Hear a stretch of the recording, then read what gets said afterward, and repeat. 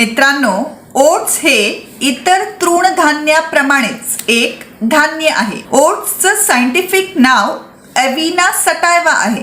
हे धान्य कमी तापमान असलेल्या ठिकाणी वाढतं. यामुळे याची लागवड मुख्यतः Europe, America, Canada, Poland, Russia, Australia, France, China यासारख्या देशांमध्ये केली जाते. भारतात याची लागवड पंजाब व हरियाणा या राज्यात केली जाते. पूर्वी ओट्सचा वापर जनावरांचं खाद्य म्हणून केला जात असे, परंतु यात अनेक पोषक मूल्य असल्याने ओट्सचा वापर मानवी खाद्य म्हणून देखील होऊ लागला.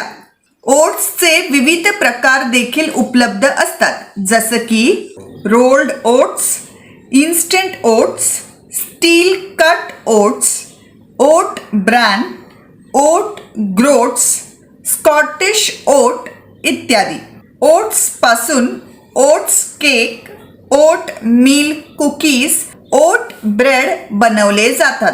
त्याचबरोबर याचा वापर मूसली मध्ये देखील केला जातो.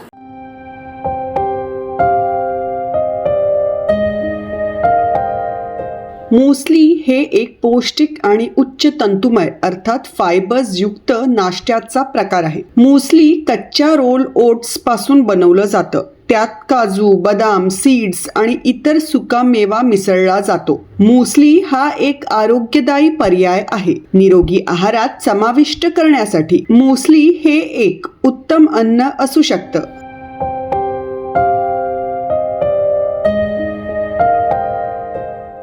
ओट्सचा समावेश हेल्दी पदार्थांमध्ये होतो, कारण यात fibres, magnesium, potassium, protein, zinc, iron, calcium, selenium, carbohydrates, sodium, thiamine, niacin, riboflavin, folates, vitamin B, phosphorus, fatty acids, antioxidants यासारख्या अनेक पोषक तत्वांचा समावेश असतो. तसंच यात अँटी फंगल व अँटीबॅक्टेरियल गुणधर्म देखील आढळतात.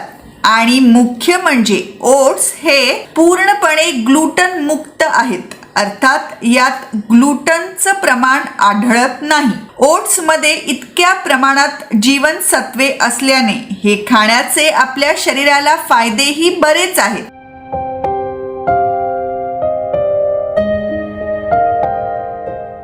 ओट्स खाण्यापूर्वी काही गोष्टींकडे लक्ष देणंही गरजेचं आहे. ते म्हणजे ज्यांना वजन वाढवायचं असेल त्यांनी ओट्सचं सेवन कमी करावं. बाजारात उपलब्ध असलेल्या ओट्समध्ये आर्टिफिशियल शुगर असू शकते, जी मधुमेह असणाऱ्या रुग्णांसाठी हानिकारक ठरू शकते. ओट्समध्ये ग्लुटन नसलं तरी सुद्धा ग्लुटनची ॲलर्जी असणाऱ्यांनी याचं परीक्षण करून मगच खावं. ओट्सचं सेवन प्रमाणातच करावं.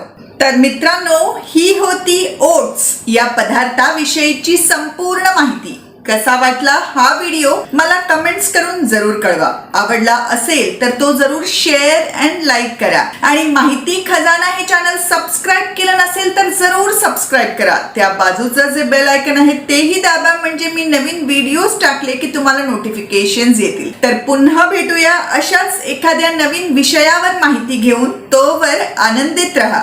धन्यवाद.